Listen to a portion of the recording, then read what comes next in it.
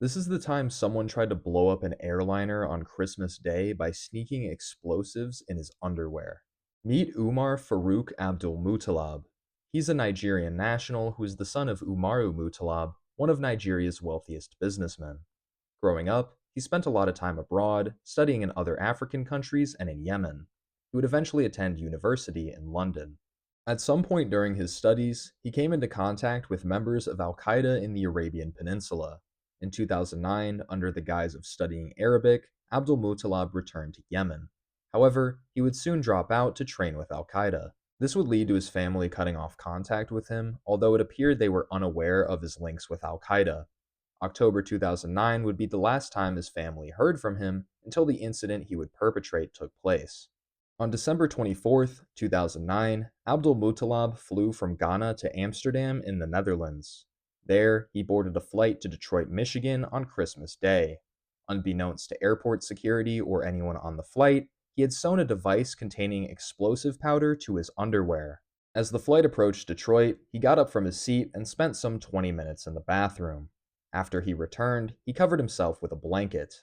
Shortly before the plane began its landing sequence, Abdul Muttalab stabbed a syringe filled with acid into the explosive device to initiate a chemical reaction. This caused a small explosion and fire, but the device ultimately failed to detonate in the way it was intended. Then, a Dutch passenger named Jasper Scheringa tackled Abdul Muttalab and restrained him. Flight attendants then put out the fire started by the explosion. Ultimately, three people, including Abdul Muttalab, would be injured as a result of the bombing. The plane was forced to make an emergency landing at a municipal airport, but suffered no serious structural damages. Abdul Muttalab would be arrested immediately upon landing. A few days later, Al Qaeda in the Arabian Peninsula claimed responsibility for the incident, stating it was in retaliation for attacks on their members in Yemen.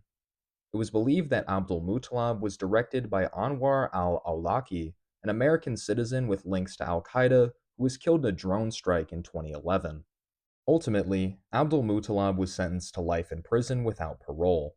He is currently serving out his sentence in the ADX Florence Supermax prison, where many notorious militants are held.